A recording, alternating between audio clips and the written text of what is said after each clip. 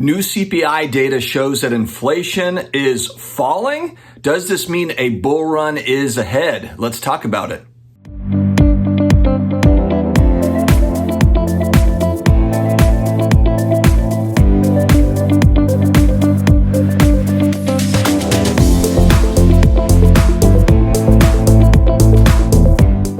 Hello to all my sports card collectors, investors, all of my collectibles friends. Hopefully everybody is having a great holiday weekend. If you're in North America, thank you to all the veterans out there. Please know that you are appreciated. If you're new here, please hit the big red button down below the subscribe button. We're coming with just about daily sports card and collectible style content.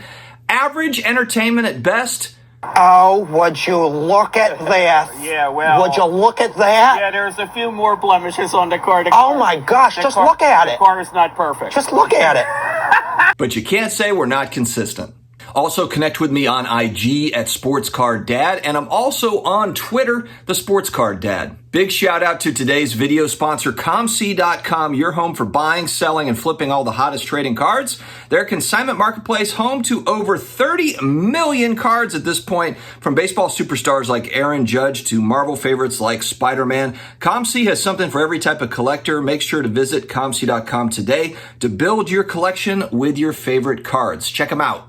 All right, guys, we might have some good economic news. I know what's going on. Now, I know what you're saying. Like, what are you talking about? It's like the streets are burning, like it's terrible out there. Well, we do have new CPI inflation data that came out, and it was lower than expected. And I think this is kind of wild to me. I'll explain. So it came in at 7.7%. They were expecting it to be at 7.9%. And this is coming on the heels of raising rates again, the federal fund rate, 75 basis points. They've been coming in hot and heavy, raising that rate, not slowing down on that front. And so it came down just below expectation, 7.7 compared to 7.9. And the Dow Jones reacted in a huge way. It went, and this is the thing that's absolutely nuts to me right now, is we have literally had 6 months of interest rate hikes.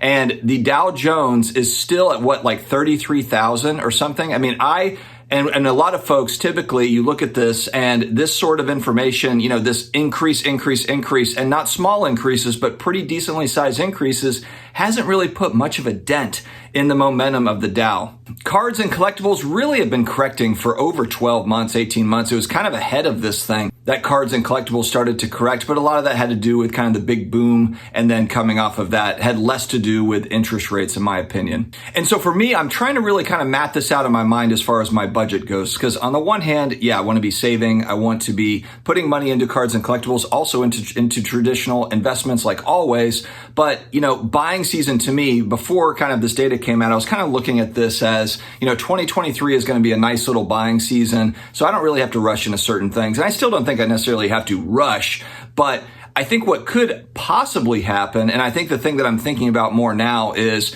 I do think they're going to continue to raise interest rates going into the front half of 2023, because as Powell said, I want to get this thing down to 2% inflation. But as it comes down 7.7, he's going to hit it again. He's going to hit it again. He's going to raise it.